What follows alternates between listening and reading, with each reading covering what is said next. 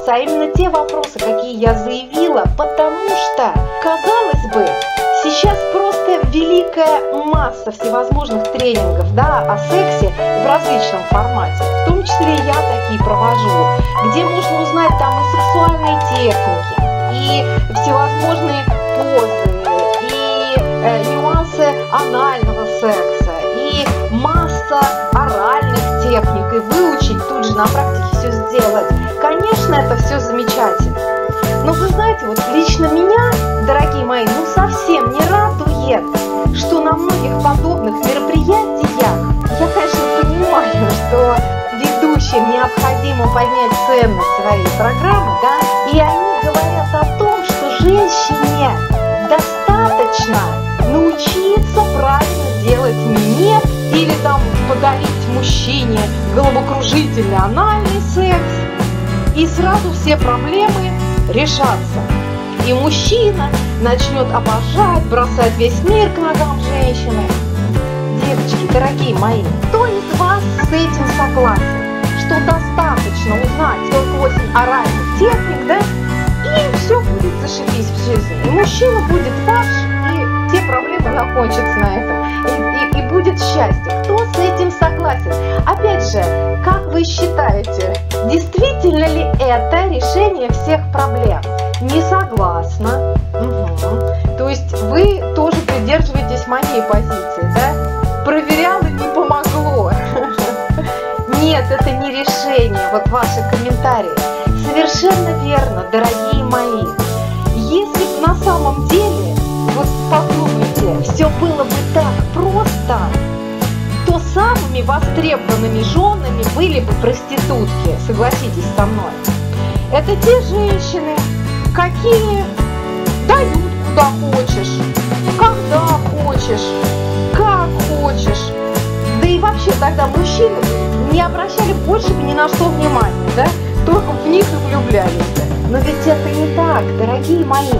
И вы знаете, конечно, вот нельзя отрицать того, я не сторонница категоричных заявлений, и поэтому нельзя отрицать, естественно, того, что у некоторых мужчин, у приматов, таких вот, ну, практически стопроцентные, да, которые ориентированы только на секс. Есть такие мужчины, конечно.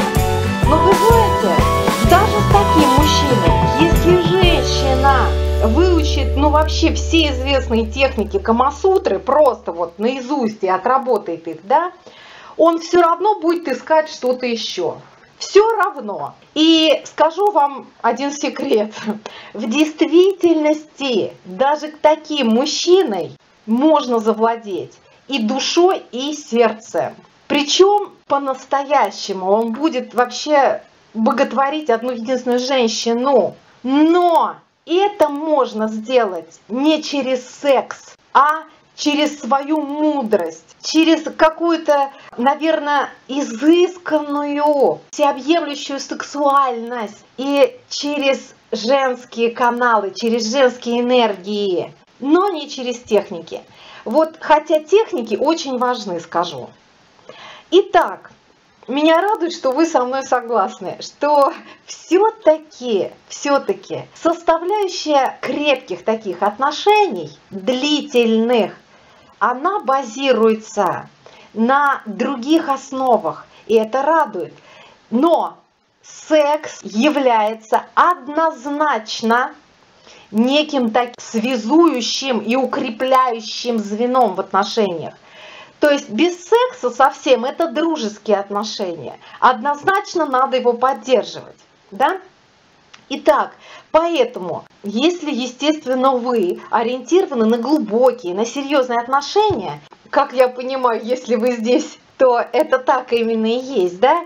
И, естественно, я считаю, что это нормально, что каждая женщина ориентируется на серьезные отношения, да, а не на то, чтобы мужчина расценивал только как любовницу. Кстати сказать, естественно, для этого нужно знать очень важные моменты, я о них сейчас скажу. Хочу привести пример. Ко мне часто обращаются женщины, я думаю, может быть, у вас такое в жизни было, или вы знаете таких женщин, вы мне сейчас тоже прокомментируете. зафиксируйте это, да, которые приходят, они вот просто шикарные, потрясающие, и умницы, и красавицы, и все такие вот и душевные, ну классные, а приходят с проблемой, что мужчин-то много, но те отношения, которые женщина начинает с мужчиной, они однозначно переходят только в любовные отношения. То есть мужчины, которые даже свободные, да, даже находятся в поиске и хотят создать семью, они расценивают этих женщин как любовниц. Вот скажите мне, пожалуйста, у вас есть такие примеры в жизни? Может быть, у кого-то это личный пример. Это на самом деле проблема есть, да? Но я думаю, что почти у многих есть, правильно? Был такой опыт, наверное, да, или был такой пример. И знаете, вот почему так бывает, девочки? Так бывает как раз тогда, когда женщина позиционирует себя слегка однобоко. То есть она позиционирует как основное свое качество сексуальность. Но ведь для того, чтобы строить серьезные отношения, а мы сейчас с вами говорим как раз о сексе до замужества, то есть о сексе в формате восприятия женщины, когда она находится в поиске мужа или когда уже есть у нее потенциальный партнер и дело идет к свадьбе, да?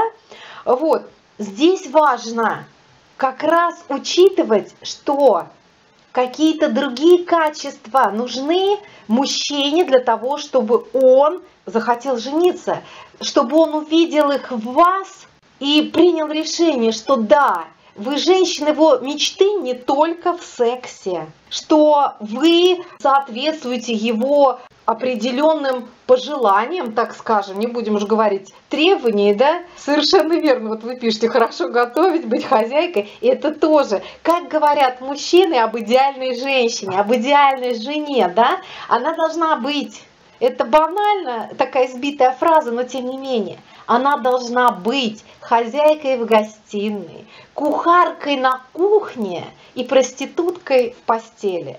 Вот идеальный вариант. И как раз это очень и очень важно. Девочки, у нас сегодня немножко другая тема, но я не могла об этом не сказать. В принципе, естественно, много-много-много. Сейчас я поговорю по поводу, хочется ли быть чьей-то служанкой, хотя, опять же, это не сегодняшняя тема, но тем не менее. Вот мы подробно такие нюансы разбираем. Вот у меня есть вебинар «Невеста на миллион». Вернее, это онлайн-тренинг, и там 9 модулей, еще есть такие бонусные модули. Да? Там вот эти вопросы все разбираются. Но, тем не менее, я хочу на ваш вопрос ответить. А хочется ли быть чьей-то служанкой?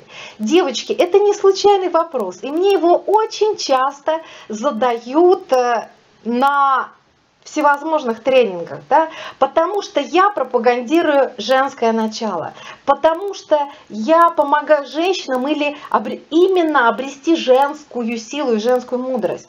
А в чем она заключается? Во-первых, дорогие мои, это ваши установки, вы как подтекст читали. Я же не сказала, что надо быть чьей-то служанкой. И вы знаете, как раз тогда, когда женщина отлично чувствует себя в постели, то есть она получает от этого максимум удовольствия и ориентирована на свое удовольствие, на свой оргазм, да, тогда она делает это ради себя. Второй момент. Она готовит, но она делает это с любовью, дорогие мои. И вы сейчас, исходя, наверное, из вашего опыта, этот вопрос возник, может быть, когда-то его получили не очень хороший, да?